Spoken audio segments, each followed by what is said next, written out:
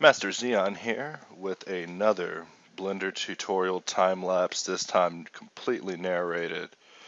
In this video, I will be going over the process of building and texturing this model. Aside from making the human and the eyeballs, everything else is completely built by me in the video. Well, everything is built by me in general, but I just didn't want to build a body.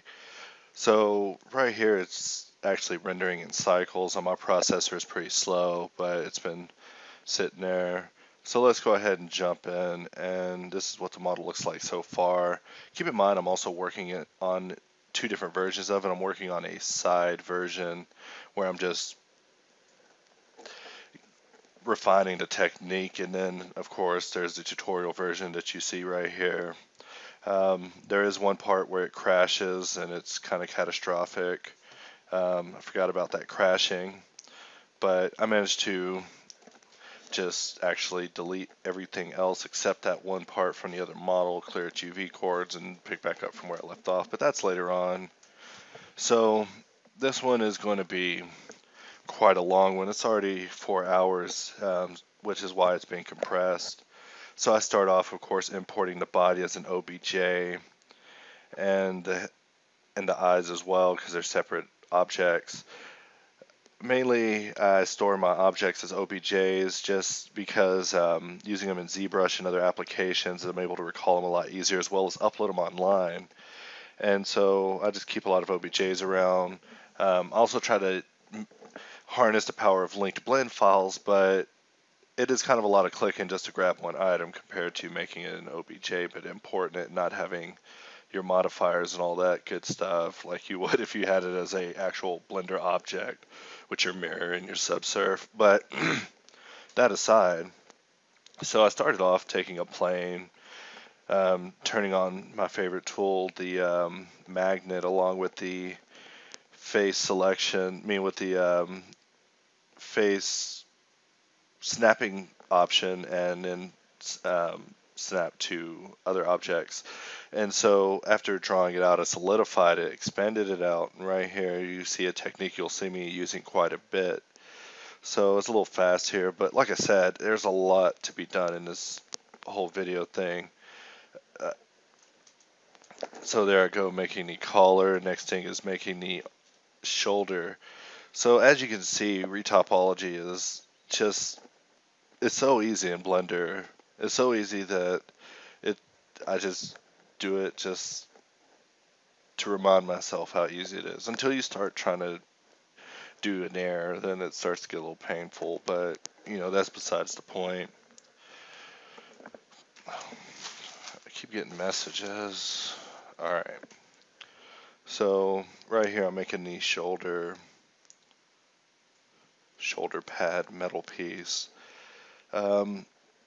So this particular render idea came about from an idea for something I'm just working on the side, from an idea I came up with. The modeling of this initially came through just mainly thinking and just sketching different pictures of mushroom-headed roboted people to try to get this idea. So this tutorial really isn't so much on how to make these items as much as it is on how to make this item, because it's my personal vision. Don't replicate it, but the techniques, however, is what you're learning here. So shrink wrap and solidifying, hiding, applying it after choosing the thickness, hiding the side, insetting with eye, putting in your loop cuts, deleting that one, which gives you a nice bevel, and then Shift E to harden it up. Of course, delete the underlying faces because they'll never be seen. Set the mirror to be the 3D object, or give it the origin point of the same as the body. I'm kind of ranting here. I actually wasn't planning on narrating it as fast as it was playing, but a lot of information here, and I get a lot of people commenting, asking for things. Like this one's mainly to one particular user who was asking about my texturing workflow and how I make the textures I make. So I'm not the best texture artist. I still watch tutorials all day. My goal someday is to make Blender TV, which will just be, like TV talking about Blender. I don't actually watch television. I only watch educational material to just make sure 24/7 I'm working at this. And in case you haven't noticed, it is definitely an eternity. But, you don't see a lot of blogs that explain people going from notoriety or being like a nobody who didn't know anything about an application to becoming some master. And I'm not saying I'm a master yet, but I'm going to stick with it until I am.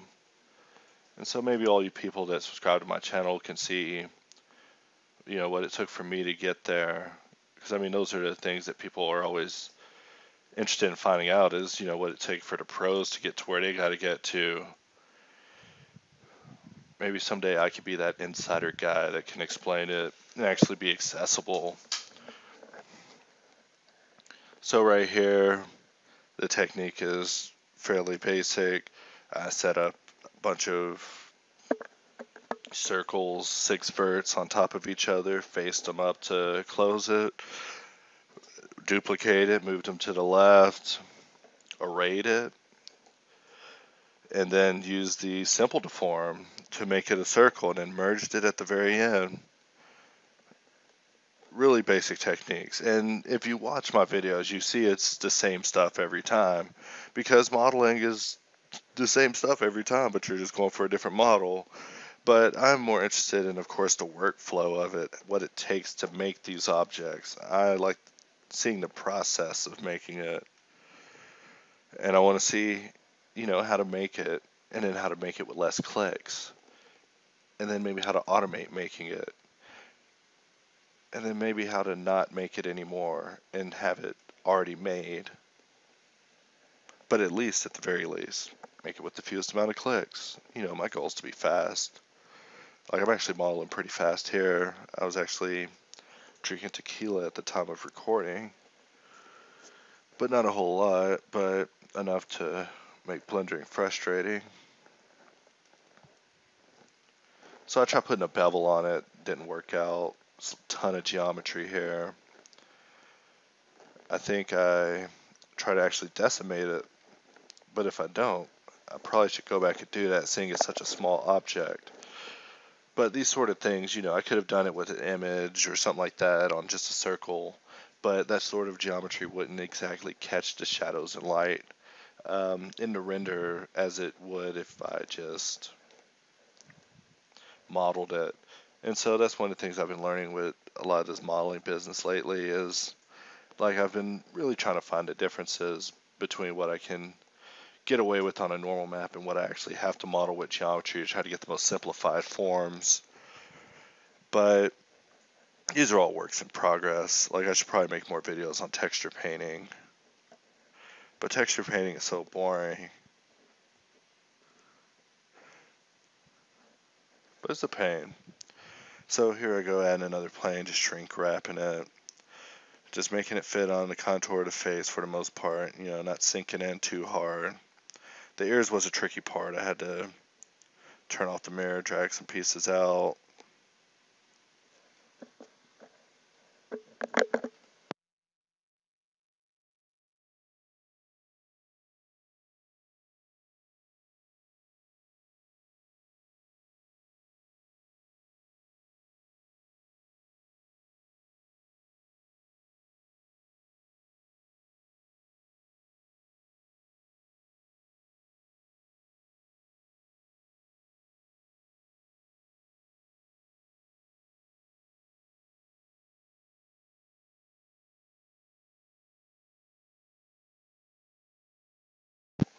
So this part here, I don't know what happened, but I did not like it.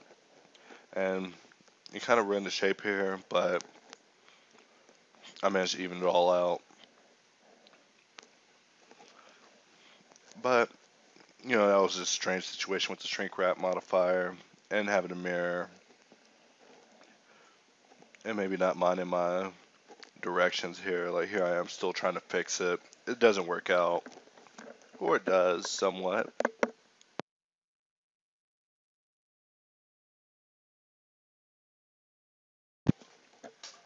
When it comes to modeling, there's S, and then there's Alt S. Alt S scales on the normals in case you didn't know, which is a very useful feature, at least to me it is. Scaling on normals, I do that more than scaling on the regular just with S. In fact, you could probably also get more control if you try to constrain it, depending on how you modeled it by just holding shift and pressing X, Y, or Z. But yeah, Alt S is something that comes in handy whether it's for setting insets or beveling something or just expanding something out. But just know that Alt S scales something out on its normals.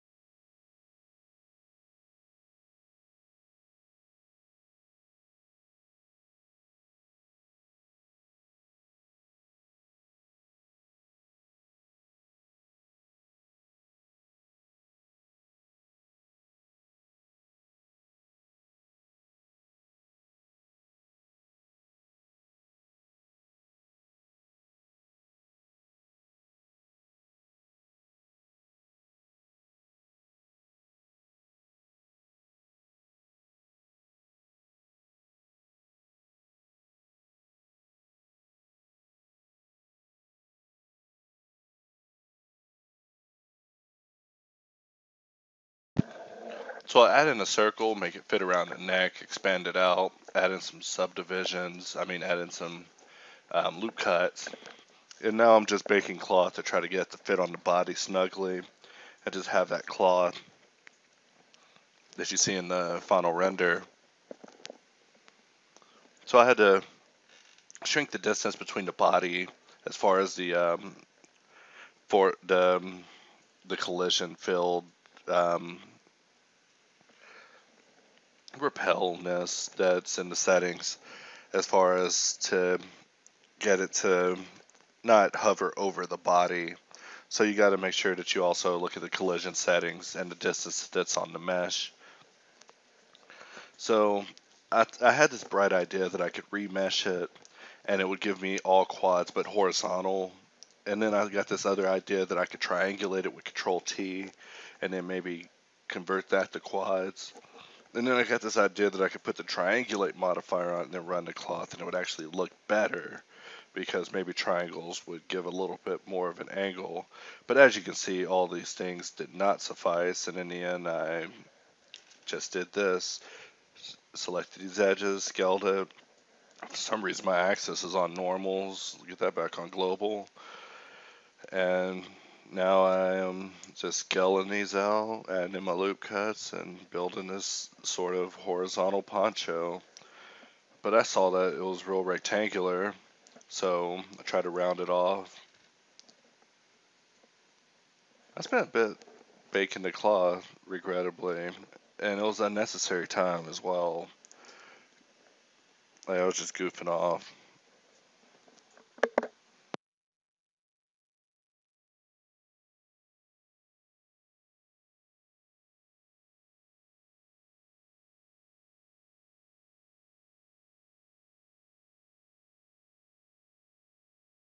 This part here actually annoyed me quite a bit. As you can see, I baked the cloth, had it looking the way I want, but when I pulled it backwards, it actually did not go the way it was supposed to. And that's because I didn't save the file, bake it, and then go from the bake catch. I'm baking in real time. So That's a pretty big frustration right there, because this part actually took a long time, and I'm just sitting here just twiddling my thumbs watching it. Um, but yeah, the cloth simulator gets some pretty good cloth effects. I also could have shrink wrapped and projected a plane and went into sculpt mode and added multi-res and put wrinkles under the arms and had my hanging folds and all of that stuff. Or I could have used the cloth simulator. That's the way I see it. So I add a little bit of solidify so it hangs off of it. Now, I got it covered in boobies. So back to the old tricks of just shrink wrapping a plane, project it onto the surface. Let's cover that. You already know what's going to come next. Extrude, not extrude, solidify, delete the underlying faces, inset bevel. So just know that that's about to come up. And as you can see, the techniques are all repeated over and over. So it's easy to get down. And this video I intended to be my version of hard surface modeling in Blender, but I think I'm going to actually revisit this and make something a little more impressive through hard surface modeling, even though I like this one. This is one of my first vision concepts that I made of this new year. And with cycles being so slow on my computer, I just haven't been really in the rendering mood.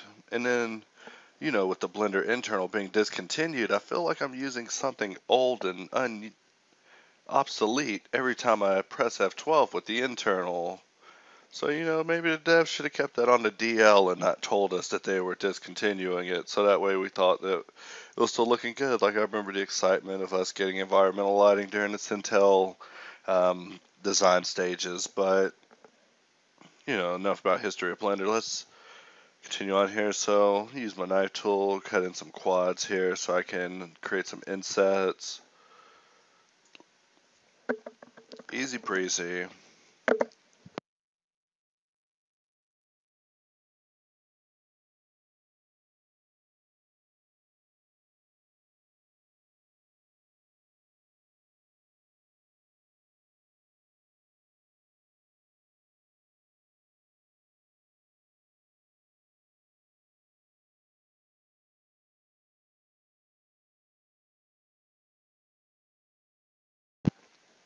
So since so little of the body is going to be seen throughout the video, the texture painting for it is only on the face, and I actually did not record myself doing it.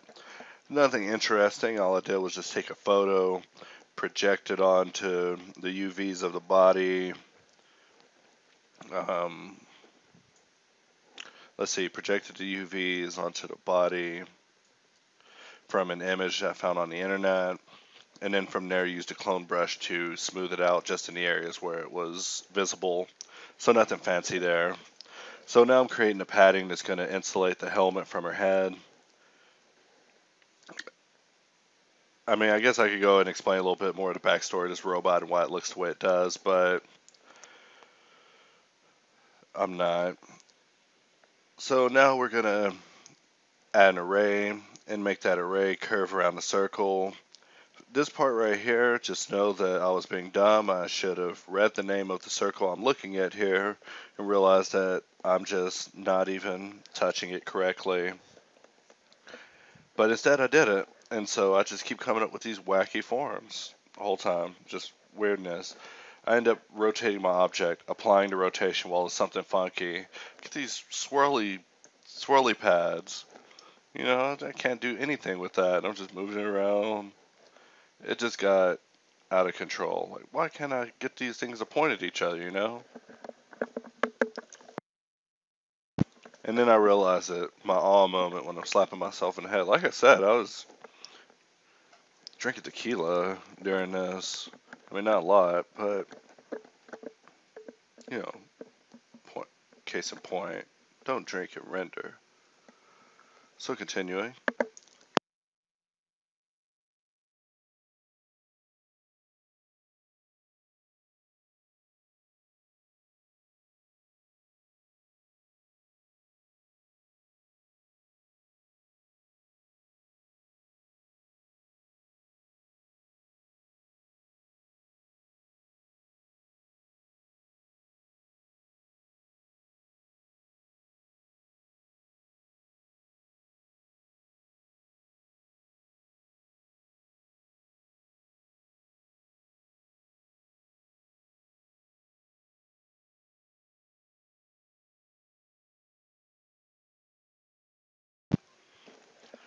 One thing I never ever use in Blender is dupliverts. Dupliverts just make me mad. There's just something about them that makes me want to go protest them. It sounds like a great idea, replace a vertice with an object. ZBrush has something called micro mesh where they replace the faces with an object, and you can make like chainmail and cloth and all sorts of crazy stuff, right?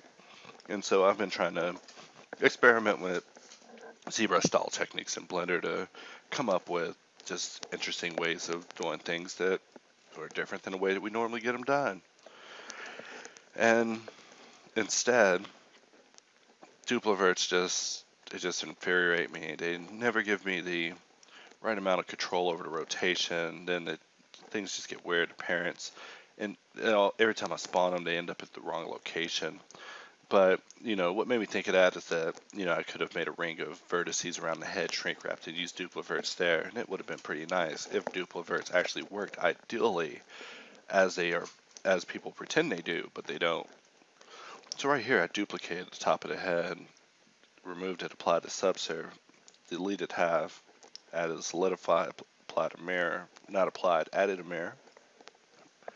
And now in edit mode, I can make my selections, and by P to remove them, while I'm still in edit mode, I can see the different plates that I'm creating.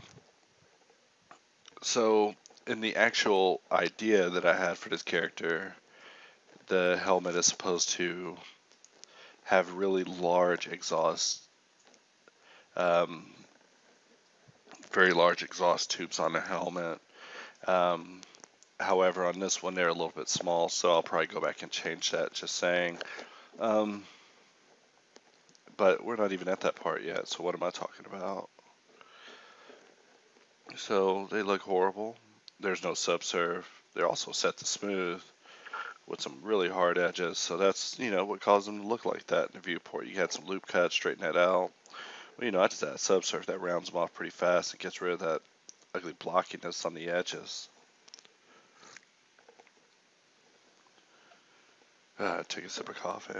And that inset extrude, all I use it for is just offsetting that outer edge loop to put it on the inside so that I can just have a graduation to the top. And that's my imitation in Blender for, I guess, using the clip curve in ZBrush, which, if you don't use it, it's something definitely worth trying. I'm not a completely closed-minded person as far as 3D software goes.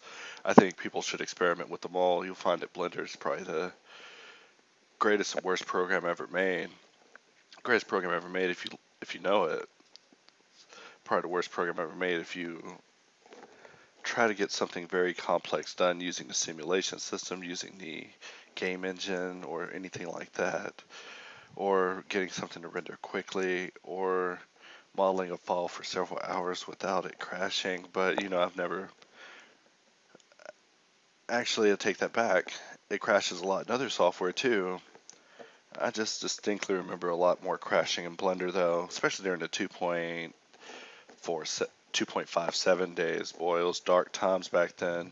So right here, I'm adding the wires that are going to be hanging down from the helmet. So I just go and make a cogwheel using the Curvaceous Galore add-on, and just add more segments, try to round it off to make them look like they're hanging down, smooth it off. And here I'm creating the hoses. So I create one circle, duplicate, scale, and basically just imagine that all these are going to be wires. So when they're bevel objects, that's what they look like.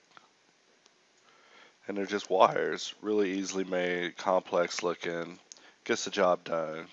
For one customization, I could cut them, apply it, Alt-C, convert to a mesh, put couplers on the end or something like that. Like I was thinking about making like USB ports and like serial cable ports and like a monitor thing to be hanging down, but that would actually not look anything like how I imagine this thing looking in the end.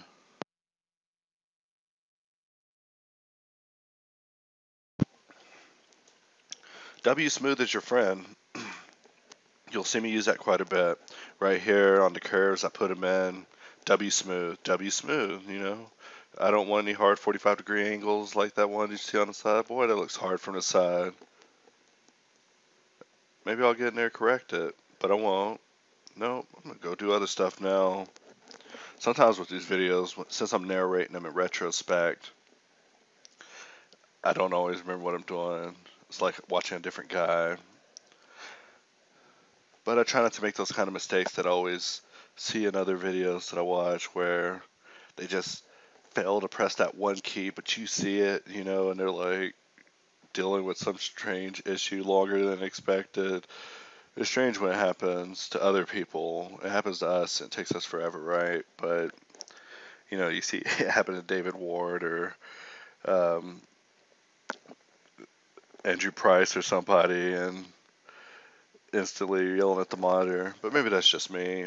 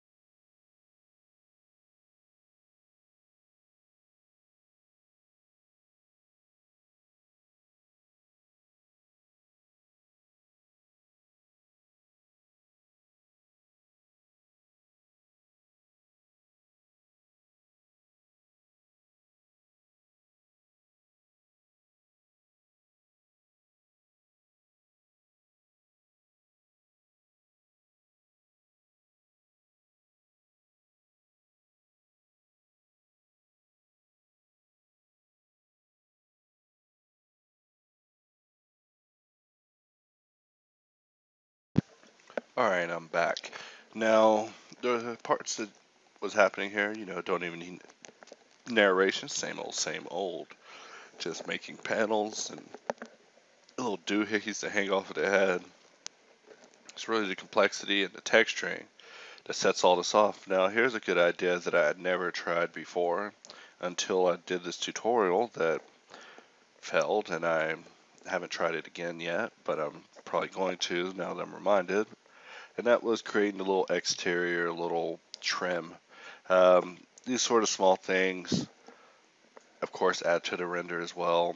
That's the complexity of the shadows and lights and the specularity and the bending, all that together is what makes an image, pretty and pleasing on the person. It makes them want to be involved and look at your render.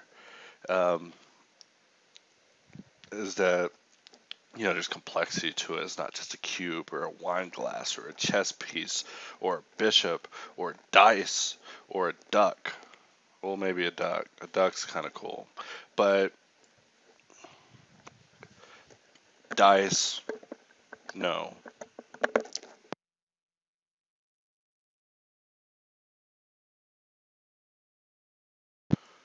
So right here, I get kind of Dr. Robotnik with it. I build an build a panel for the head where I then insert a Chaos Emerald. So that way Sonic has something to get when he busts his character up. Just kidding.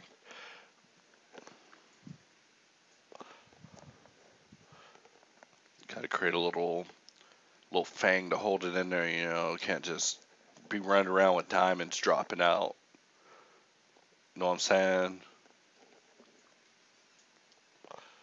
So we just add this on, extrude down, put a solidify. You know it. And then what else? I might go in and find out why this looks wacky. What happened to these things? I'm gonna just scale them inside out. And why does it still look wacky? Because I have to scale those inside out. Why don't I just actually delete that edge loop? Why don't I try to pull that out, add an edge loop, put a subsurf, because my viewport's not slow enough yet. Totally have to hit a simplify whenever you get to this point. Now, at the end of this, I was going to just build a low poly version and then use that for the rigging. And then just have it control the proxy for the final, have the low poly proxy the high poly for the final animation. But I don't think I'd be recording that part. This video is mainly about texturing and modeling, of course. Add in more edge loops.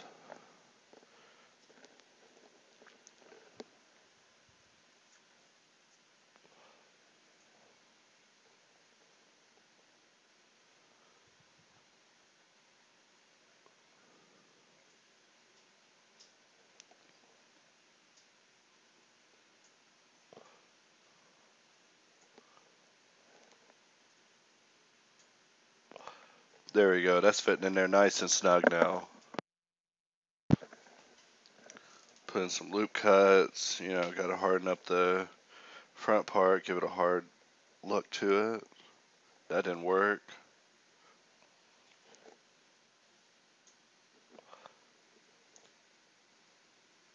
In retrospect, I could have deleted that edge loop and just bridged those two faces and I would have had a flat bottom, but maybe I have it rounded for a reason.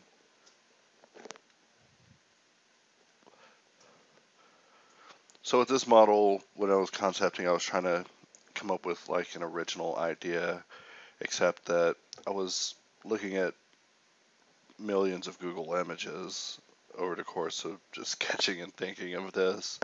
So, originality is something that I guess really comes down to you as an artist or something. But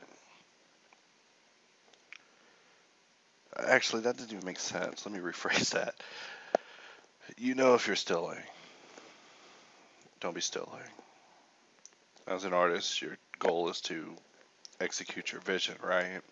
So execute your vision. If your vision happens to look a lot like something else, then that's just a coincidence. But don't just be stilling. Come up with your own original ideas. So that's what I was trying to do with this. So you may wonder why the helmet's all big. It doesn't look right. It's good it doesn't look right. It's not supposed to look right. I don't want it looking right. Because that means it looks right like someone else's idea of what this idea should look like. And it's my idea. But, now I sound like I'm ranting. So I'll take a render break on this.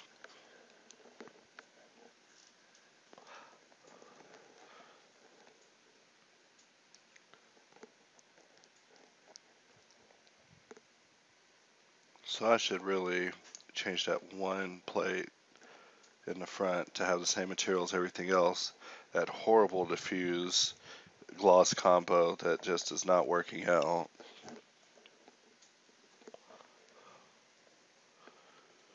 And I end up changing it later and adding way better materials, or at least materials that are more pleasing and look closer to the final render.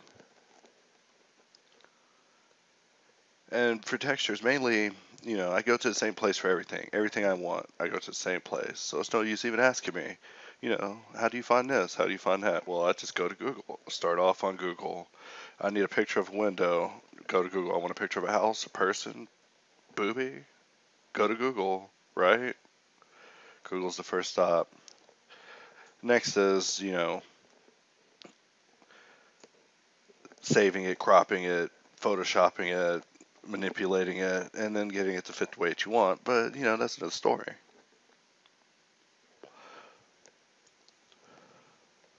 So I like making these particular parts. Rounded shapes are actually kind of a bit of a pain to make, or at least they used to be, and having nice geometry while doing it and not too high poly. It was also another priority.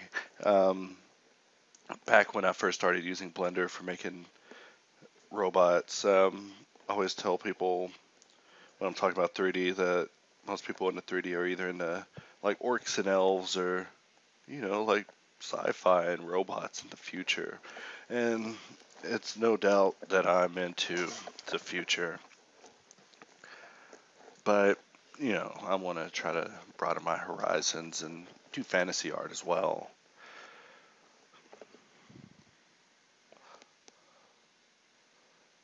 So, depending on the way that this is received, I might make more. This part I thought was beginning to look a bit like a phallus.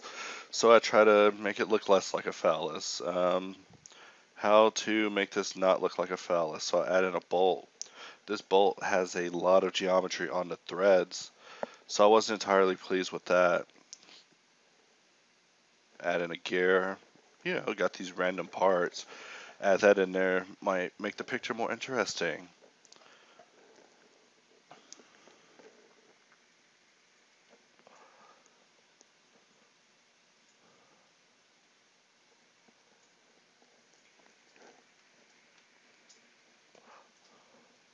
So most objects, as you see, I build them all horizontally or vertically, using the X and Y axis as the absolute, using the global X and Y as the absolute absolution um, of up and down, left and right, back and forward until it's time to rotate and put it into place, in which I try to keep the rotation that was original to it, which is this, as long as possible, so I'm able to scale it up and down and maybe even make it fatter without making it longer by just holding shift and pressing ZZ to constrain it on the local axis even after the rotation before I've added it to something else. And if that sounds like a lot to take in, it kind of is, but I guess it's really not. You know what I'm talking about.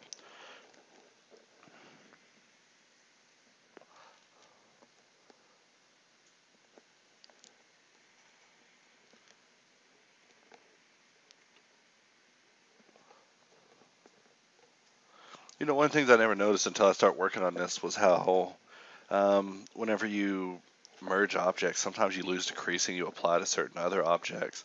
And that's kind of weird. I never noticed that behavior. I'll have to get to the bottom of it and find out why it happens. I'm pretty sure it's something to do with my merging order. But, just a thought.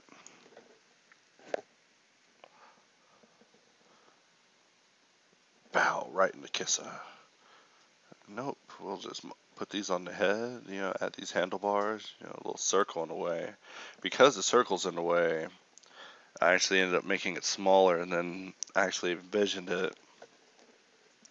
So for the actual animation that this thing's even involved with, it's like about this robot that's gonna be like in the trash and then get brought back out and like come back to life, just be like roaming the streets, rampaging. But still real abstract. But it's just something to work on.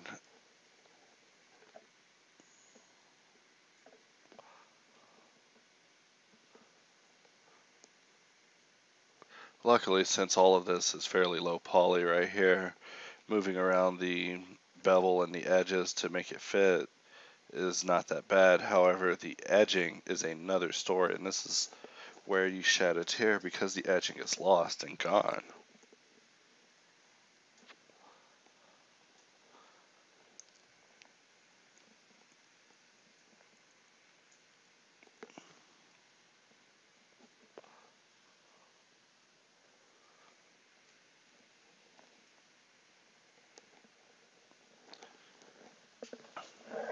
And it's kind of a lot of modeling here for a texturing tutorial, but it is sped up, so it's not like I'm wasting too much time here. However, this is a multi-part series and it's going to be a little long, but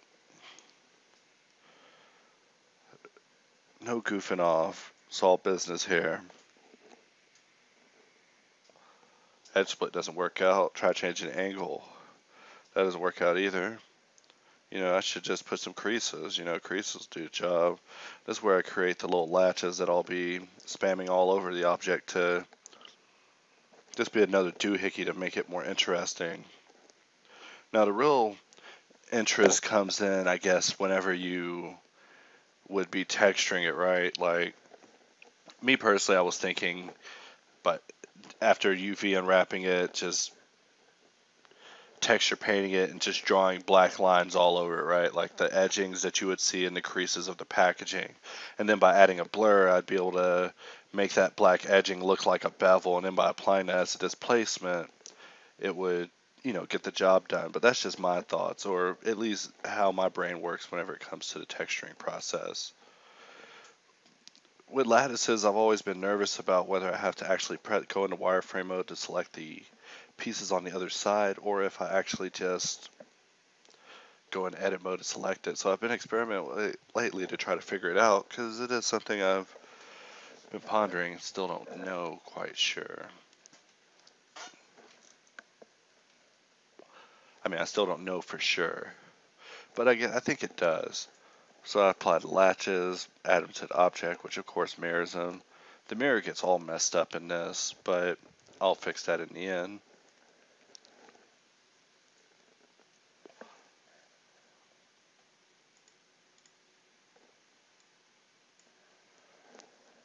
Now it's time to make one of my favorite assets, the hoses.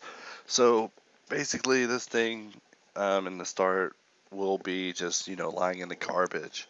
And so it's going to be held up by hoses being draped to a old machine. Um, and so that's where these come in. In the renders that you see here, they look incredibly clean, but of course, if it's in the trash, it can't look that clean. So I scaled it inside out to get it to fit correctly.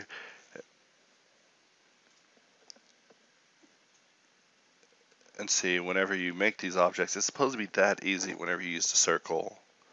So, scaling, getting these things to go to the curve, getting it to go on a curve can be a little difficult, but getting it to go on a circle is incredibly easy. Like, I haven't experimented with adding it to a circle, then toggling cyclic to see if that gives me better control or something like that. But, that's the type of stuff that I always think about whenever I'm modeling. Duplicate, throw one up top, asset for later. And by going in edit mode of the curve and just Alt-S'ing, I can scale up the curve, which of course scales up the object that it's being beveled to it using an array and a curve modifier. And so I'm able to add these hoses.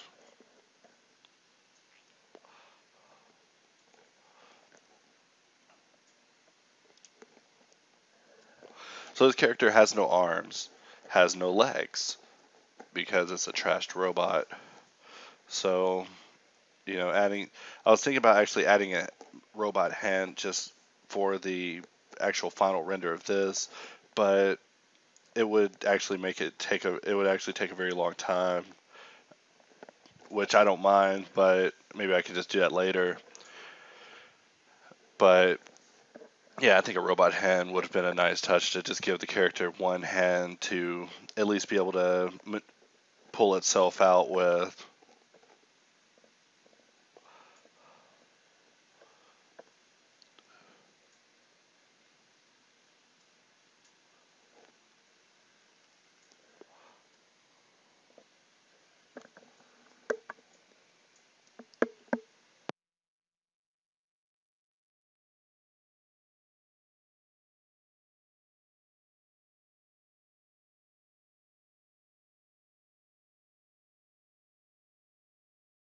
So about 45 minutes of me rambling in, we're going to add some of these clamps just to put the shoulders into the body. Like I said, it's a robot, so, they can have bolts going through their body, I guess. However, this wouldn't be the most ideal location for this, but this is more of a, how to say it, more of a render statue of just something to play with.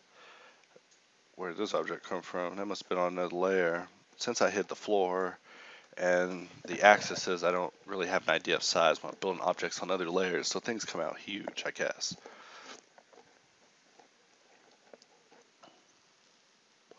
But yes, this would be more of a render statue where I would model it, texture it, and render it, and then use it just to test render setups and just to render basically. But the other one that I'm working on, that I'm basing all of this off of, that one is the final one.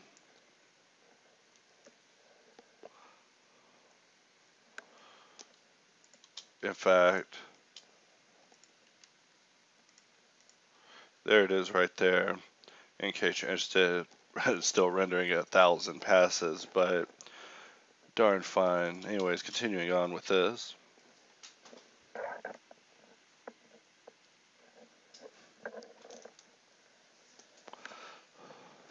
So my favorite texture resources are the blueprint, the CG textures, of course, and then I think there's some other miscellaneous sources that have just like leaves and stuff like 3DSK, which I think focuses on human models, and then 3DMK, which I don't think has anything to do with 3D, but I go there accidentally all the time. So as you saw, whenever you put the mirror out of order, it gets pretty nasty. Um,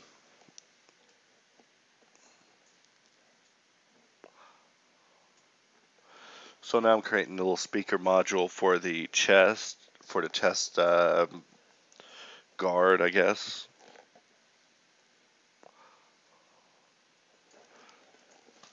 And so by scaling it down before applying the second array, I'm able to actually give those ovals more of a circular shape before applying.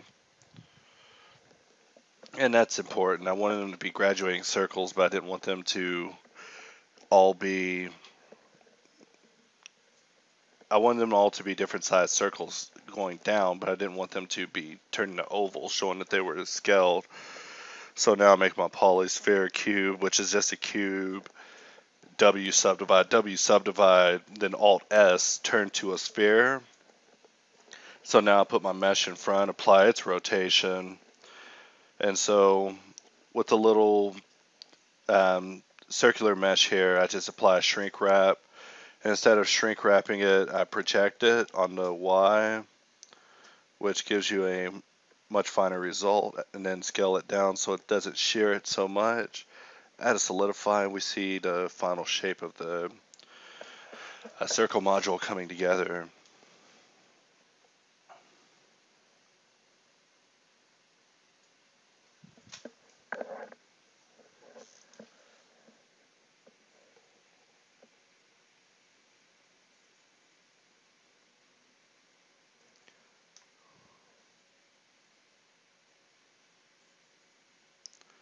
And now we just drop it into place. And I also see that the circle scaling went off on the sides, which is a shame on me. But too late to fix it. Too many things have been applied. Plus, it's just a small part. No one will notice. I decided I'd duplicate this, apply it to curve, scale it down, and then voila, I have my neck rings.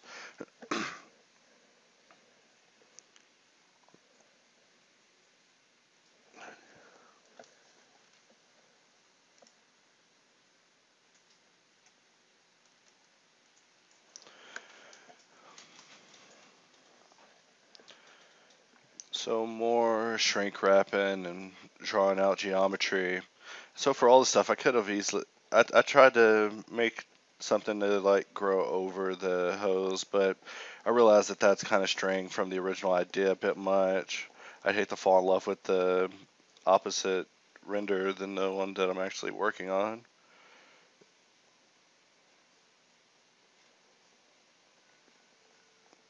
But I get off of it in a moment.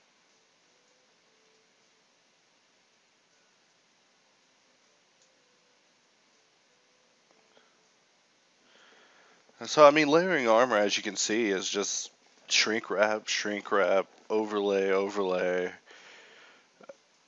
But I plan on revisiting it maybe afterwards. and making like a regular robot or something, but Cyborg's where it's at for me.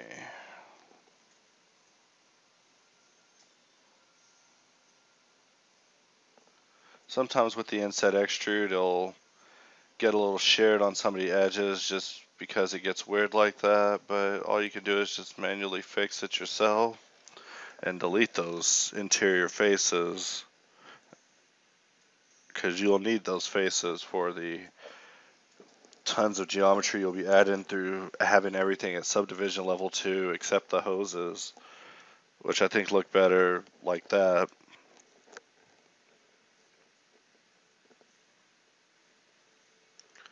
You know, I'm gonna make one of these a panel, multi-use.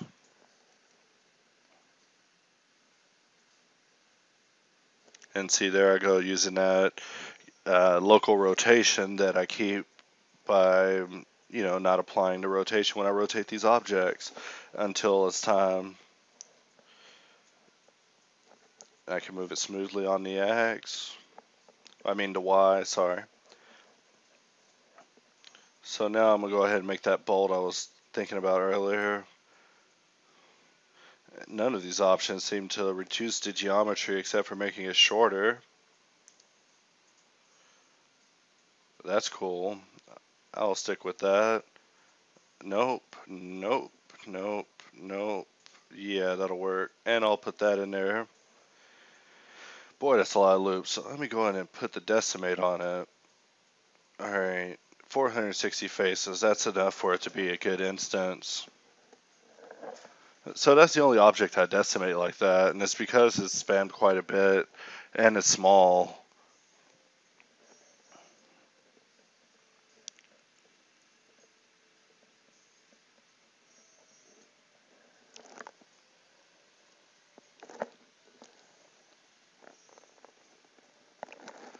Have them go out on the Y, curve deform, rotate it so it fits right.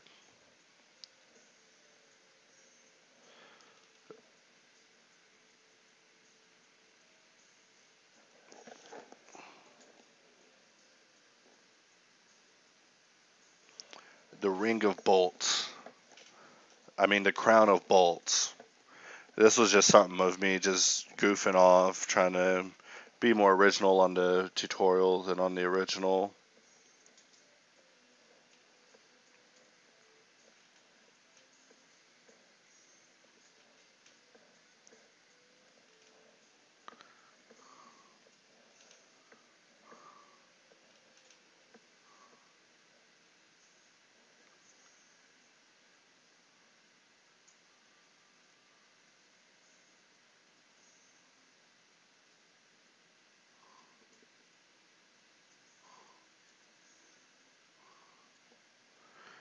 Maybe this is the part where I finally fix this shader to stop looking so damn bad. But I don't think I do. So I'm using an HDRI image on this, however, the settings are set real low. Also have it set up to where if the light path is a camera ray, it actually shows the black background instead of the HDR background. So that gives me this black background for my object to render on while having decent lighting. But I'll go in and do a lot about that later, especially once I get into the light box and bring in light boxes and then some materials that I've just been gathering over time. Alright, and so that closes part 1 of this Happy Blender, and see you guys on part 2.